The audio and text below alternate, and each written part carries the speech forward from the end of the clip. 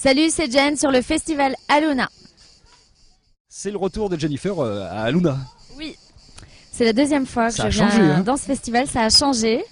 J'ai vu qu'ils avaient très très bien agencé parce que la première fois que je suis venue, je donnais le feu de départ du festival et c'était génial. Mais il pleuvait à verse, il y avait de la bouillasse partout.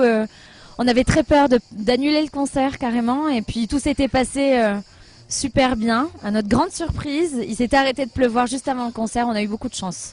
Là aujourd'hui il fait beau relativement, il y a des cigales, Oui, c'est ça bon va. signe, donc ça devrait bien se passer Ouais, quand il y a même. les cigales, c'est Et c'est agréable. dans l'espace, Jennifer, ça jette quand même d'avoir son espace comme ça, non? Mais ça m'a touché, ça m'a flatté énormément. Voilà. En plus, j'ai que 28 ans, donc d'avoir une place à son nom. C'est pas encore un lycée, mais c'est déjà... Ouais. Non, mais je suis ravie, je suis touchée. Ouais.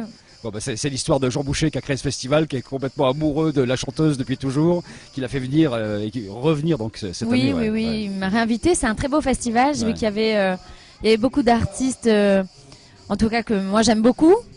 Avec Louis Chédid, il y a Karimouche aussi que j'aime beaucoup, il y a Nick Noah et tout. Il y a quand même, je suis ravie, je suis très contente pour lui et moi je suis très contente de revenir aussi avec mon équipe parce que on aime ça quoi. Ce qui est intéressant, c'est qu'on va voir un autre visage de toi, parce que au fur et à mesure des années, en 10 ans, ça a beaucoup bougé. En fait, il y a eu un premier album pop, un deuxième un peu rock, un troisième un peu plus acoustique, et puis là plus électro. En fait, Oui. la musique grandit au fur et à mesure des rencontres. Ben, oui, c'est au fur et à mesure des rencontres et puis j'ai des goûts qui changent. Et j'aime bien vivre aussi des expériences différentes en studio avec des gens différents pour apprendre aussi parce que finalement en sortant de la Starac j'ai très vite enchaîné. C'était un peu du son de plugging, je dirais, même sur mon premier album. J'avais craqué sur ces titres-là, c'est moi qui les ai choisis. Je voulais faire de la pop, que ce soit pas trop rock au début, tout ça. Je savais à peu près ce que je voulais, mais pas vraiment. Et au fur et à mesure des tournées, des rencontres, j'ai appris beaucoup de choses et puis des envies se sont créées, tout ça. Et puis j'ai essayé d'aller au bout de mes idées à chaque fois, en prenant un certain risque aussi.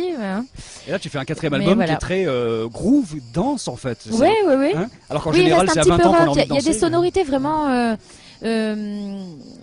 aussi ressemblantes de ce que j'avais pu proposer avant. C'est vrai que c'est un peu moins sucré, oui. Il y a des sonorités rock, il y a des sonorités un petit peu rock 80 aussi, il y a des sonorités un petit peu plus électronisées, effectivement. C'est une première pour moi parce que j'avais beaucoup plus d'acoustique sur mes albums. Là, il n'y en a qu'une sur l'album, sur un titre. Donc oui, c'est différent, mais c'est pas un virage à 380 degrés. Enfin moi, j'ai pas l'impression. Donc ça donne une palette sur scène où il faut faire cohabiter des titres de plein d'univers différents finalement. Oui, c'est ça, tout à fait. Voilà, j'avais envie de proposer aussi un concept différent sur scène. J'avais envie d'échanger des choses différentes avec les gens.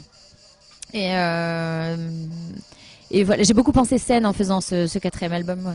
Ouais, ça doit être le pied avec le dernier album, ça doit être vraiment sympa d'y aller, Oui, ouais. c'est très sympa. Ouais. C'est sympa, on s'amuse bien. Ouais. Est-ce que tu t'offres des reprises un peu de temps en temps sur scène ou pas? Oui, ça m'arrive. Ouais. Ouais. Mais c'est au feeling ou c'est un peu toujours les mêmes qui sont un peu fétiches? C'est un peu au feeling.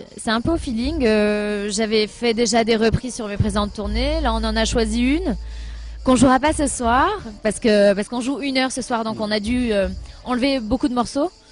Du coup, là, je vais pas faire une reprise, mais en ce moment, on reprend une chanson des Black Eyed Peas, carrément. On a pris un morceau donc très très populaire pour le coup, qu'on a complètement tordu, avec Thibaut Barbillon qui est à la guitare et directeur musical de ma tournée. Donc voilà, on l'a revisité à notre manière, on va dire.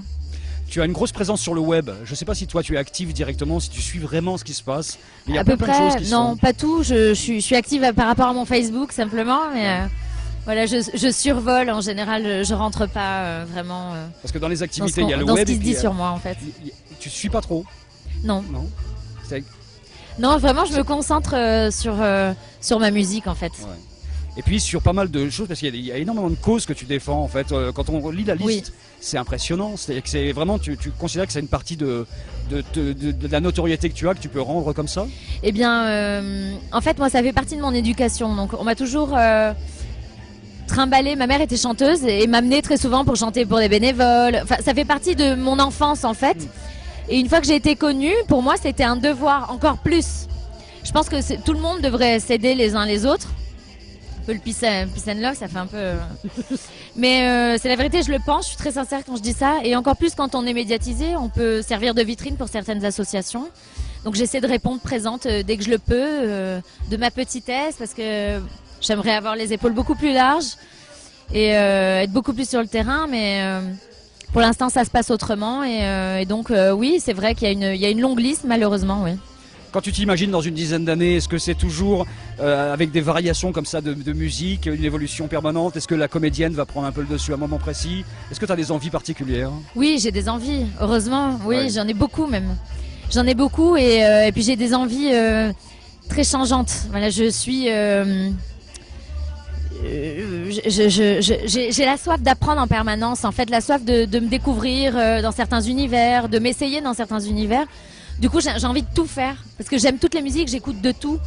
Mais il y a un moment donné, il faut s'adapter à son potentiel. Donc voilà, j'essaie d'être cohérente aussi avec ma personnalité et tout ça, quoi. Et avec le public, est-ce que tu penses que tu peux emmener le public avec toi à chaque fois? Ça, c'est Je une expérience- l'adorerais. C'est génial ça de arriver à faire ça. Je l'adorais. Certains ont grandi avec moi, oui, et ça c'est merveilleux.